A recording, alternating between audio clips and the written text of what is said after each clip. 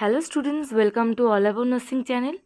So আজকে এই ভিডিওটি এপিস্ট্যাক্সিসের ওপর, যে এপিস্ট্যাক্সিস কী বা এপিস্ট্যাক্সিসের ক্ষেত্রে আমরা কী ধরনের ম্যানেজমেন্ট নেব, ফার্স্ট এড ম্যানেজমেন্ট, বা এপিস্ট্যাক্সিস কোন কোন ক্ষেত্রে কী কী কারণে হয়ে থাকে, বা নোজ ব্লিডিং কী। So definition of epistaxis.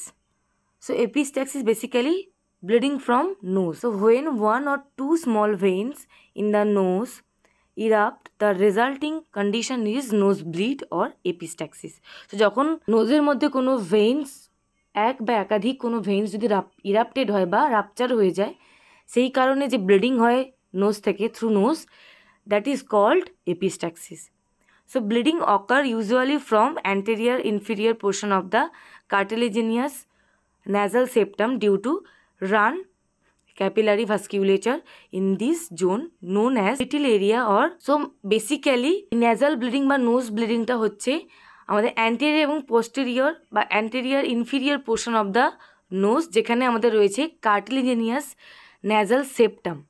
so actually এটা anterior এবং inferior portion-এ, যেখানে আমাদের এই ন্যাজাল সেপ্টামের কার্টিলেজটা থাকছে, সেইখান থেকে ম্যাক্সিমাম ক্যাপিলারি পাস করে, তো সেইখানে ন্যাজাল ব্লিডিং হওয়ার চান্সেসটা বেশি। Next coming to the causes of epistaxis, তো দেয়ার আর varieties of causes are there. So the local causes are dryness leading to crust formation. যদি এক্সেসিভ ড্রাই হয়ে যায় আমাদের ন্যাজাল মিউকোজাল লেয়ার, যে আমাদের ন্যাজাল যে ভেতরের যে আমাদের নস্ট্রিল বা ন্যাজাল ওয়ে পাসাসটা যদি আমাদের হেভি ড্রাইনেস হয়ে যায়, সেক্ষেত্রে কী হবে না, ফ্র্যাজাইল হয়ে যাবে, ক্রাস্ট ফর্মেশন হবে, যার ফলে কি হবে না, ব্লিডিং হতে পারে। তো যদি খুব খসখসে বা খুব ফ্র্যাজাইল হয়ে যায়, খুব শুকনো হয়ে যায়, খুব ড্রাই হয়ে যায়, তার ফলে কী হয়, সেখান থেকে ইজিলি ব্লিডিং হওয়ার চান্সেস থাকে। এছাড়া কোনো ডিরেক্ট ট্রমা, কোনো অ্যাক্সিডেন্ট বা কোনো ট্রমা, কোনো আঘাত লাগার কারণে হতে পারে, বা কোনো ইনফেকশন, যেমন viral infection, viral rhinitis, nasal diphtheria, acute sinusitis, এই ধরনের ইনফেকশনের ক্ষেত্রেও ন্যাজাল ব্লিডিং দেখা যায় বা এপিস্ট্যাক্সিস দেখা যায়। এছাড়া কোনো ফরেন বডি যেটা আমাদের নস্ট্রিলের মধ্যে আটকে রয়েছে, যেটা নেগলেক্ট করা রয়েছে অনেক দিন থেকে নোজের মধ্যে আটকে রয়েছে এবং সেটা নেগলেক্টেড হয়ে রয়েছে, বা সেটা আমরা সেভাবে গুরুত্ব দিচ্ছি না, তো সেখান থেকে হতে পারে। এছাড়া হতে পারে অ্যাটমসফেরিক চেঞ্জেস, যেমন হাই অল্টিটিউডে গেলে, মানে উঁচু জায়গাতে গেলে, বা কোনো সাডেন ডিকম্প্রেশন হলে, ঠিক আছে, বা কোনো হঠাৎ করে ফল হয়েছে বা কোনো হাই অল্টিটিউডে যাওয়া হয়েছে, তো সেক্ষেত্রে হতে পারে। এছাড়া হতে পারে কোনো ডেভিয়েটেড ন্যাজাল সেপ্টাম থাকলে, মানে যাদের আমাদের দুটো নস্ট্রিল বা নাসারন্ধ্র যেটাকে আমরা বলি, যেখান থেকে আমাদের ইনহেল এক্সহেলেশন হয়, সেই দুটো নস্ট্রিলকে যে সেপ্টামটা বা যেটা ডিভাইড করে রেখেছে, that is called nasal septum.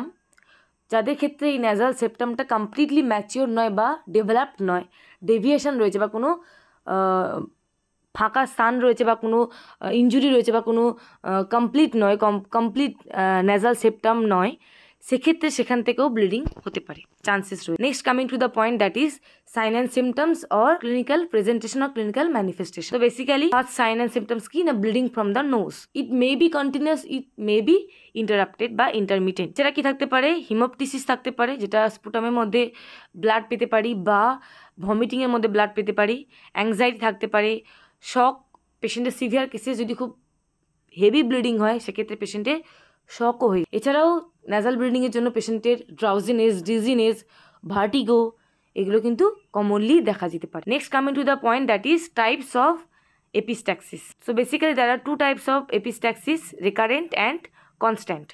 So নাম শুনেই বুঝতে পারছো, রেকারেন্ট এবং constant. Recurrent means in recurrent nose bleeds the episode of blood happens only at certain periods of time. Recurrent nosebleed can be occur in seasonal pattern. So recurrent মানে কোনো particular টাইমে হচ্ছে, পেশেন্টের আবার বন্ধ হয়ে যাচ্ছে, হতে পারে সিজন বেসিসে হচ্ছে, বা পার্টিকুলার টাইমে হচ্ছে আবার সেটা বন্ধ থাকছে।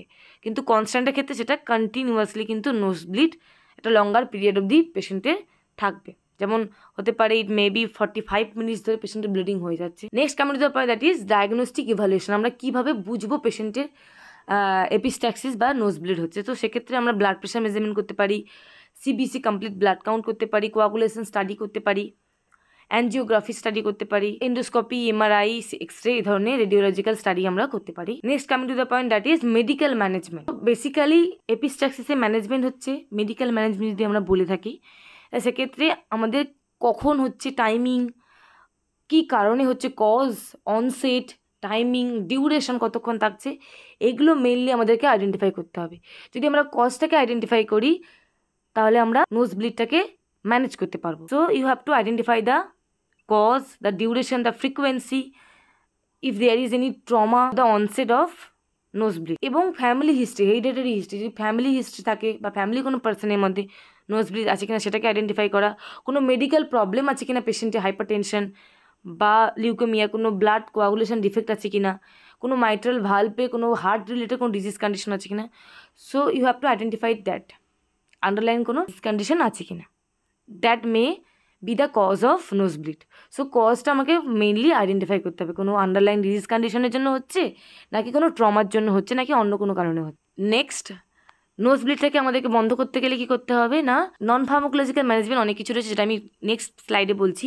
আদার দ্যান দ্যাট যদি মেডিকেল ম্যানেজমেন্ট থাকে সেটা হচ্ছে আমরা কোয়াগুলেন্ট দিতে পারি যাতে ব্লাডটা কোয়াগুলেট হয়ে যায়। Next coming to the point, that is nursing management. আমরা অ্যাজ আ নার্স কী করবো?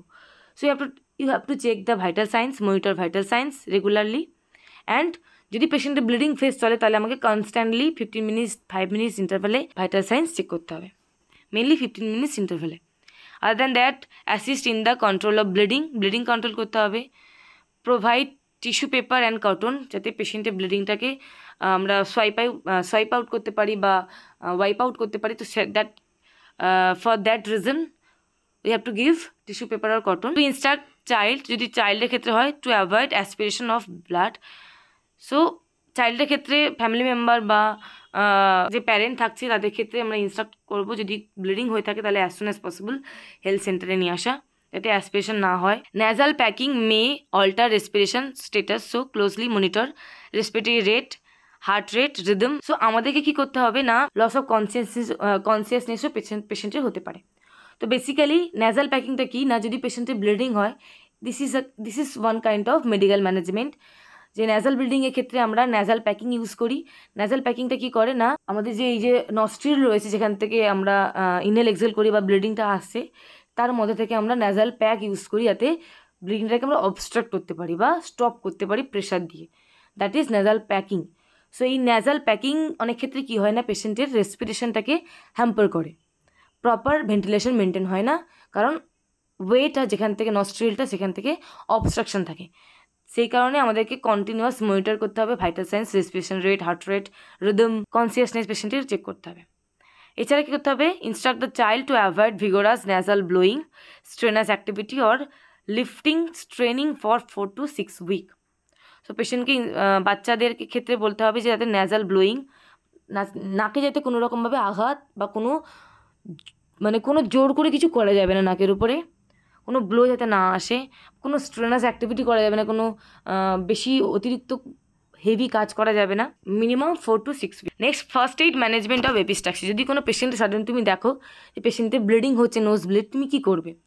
So place the victim in a sitting position with his head lean forward, that is the correct way, that is the wrong way. So পেশেন্টকে তুমি কী করবে, কোনো জায়গায় বসাবে sitting পজিশনে এবং হেডটা থাকবে লিন ফরওয়ার্ড, সামনের দিকে ঝুঁকে, অপোজিট দিকে নয়, হেড টিল্ট করা যাবে না, হেডটাকে লিন ফরওয়ার্ড করতে হবে।